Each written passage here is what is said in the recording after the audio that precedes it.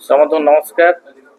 आज आम प्रेस मीट्र मंच उपस्थित जिलार कांग्रेस सभापति जिलाकार बाबू, आम रायगड़ा विधायक काड्राका अपुल स्वामी महोदय, आमर राज्यर कांग्रेस साधारण संपादक दुर्गा प्रसाद पंडा महोदय, वरिष्ठ कांग्रेस आमर पूज्य मंगराज आज्ञा एवं इलेक्ट्रॉनिक मीडिया पेपर बंधुगण समस्त मोर हार्दिक अभिनंदन नमस्कार।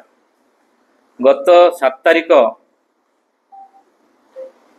आम विषमकटक अंचल जड़े गौरी पात्र बोली जड़े व्यक्ति दि नियमगिरी पोस्ट पेपर माध्यम आमर व्हाट्सएप फेसबुक माध्यम मो विषय बहुत अशालीन मंतव्य देते।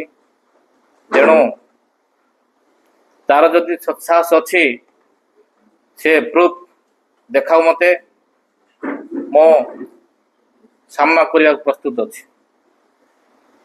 तेणु आज आमर मो निर्वाचन मंडलीर 4 गोटी ब्लॉक प्रत्येक थाना रे आमर ब्लॉक सभापति नेतृत्व रे तार ना रे गौरी पात्र ना रे एफआईआर दायर करा जायछि। आज जिले में आमर जिला सभापति नेतृत्व रे आज प्रेस मीट करा जाउछि।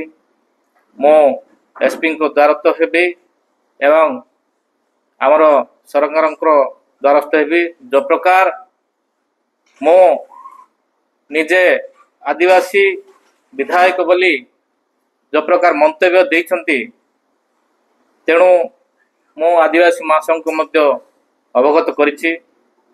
आदिवासी महासंघ मध्य ए विषय रे ताकू डकई आलोचना करिवे। तेणु से जणे गोटे टाउट्री सब बेले आपन जानिथिबे रायगड़ा जिल्ला रे जति बिजनेसमैन अच्छी, जी मदभाटी अच्छी, जी मिलर्स अच्छी, जी ऑफिसर अच्छा समस्त को आरटीआई माध्यम तथ्य मागी दे नियमगिरी पोस्ट रे पेपर छपई से वर्टिकालासन कर मायर सी आपण समस्त जानिथिबे। यथाशीघ्र पर्दाफाश हम से जो कारनामा करिछि। तेणु आज मो विरोध रे जो मंतव्य देइछि सब बेले मु जते बेले विधानसभा चले एवं जते बेले कमिटी मीटिंग हेबे सब से समय रे मु भुवनेश्वर विधानसभा उपस्थापन रही।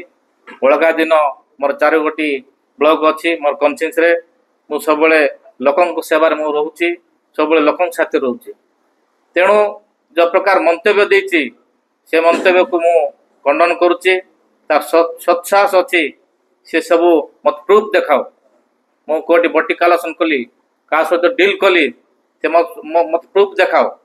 तेणु मु सरकार को अनुरोध करुच्ची जो प्रकार मंतव्य से देइछि से नियमगिरी पोस्ट जो पत्रिका चलती से रजिस्टर मध्य हेनी। जो प्रकार समस्त को डराई धमकाई से समस्त को से धमक दे चांदा कलेक्शन करुच्ची। तेणु एबे मो पिछार लगी। तेणु मु केबे मध्य बर्दाश्त करिबि नहीं। तार सत्साहस अच्छी से मो प्रूफ देखाऊ, नचेत आम आदिवासी महासंघ एवं मोर जेतिकी आमर आईन कानून अच्छी मु निश्चित भाव में द्वारस्थ हेबी। धन्यवाद, नमस्कार।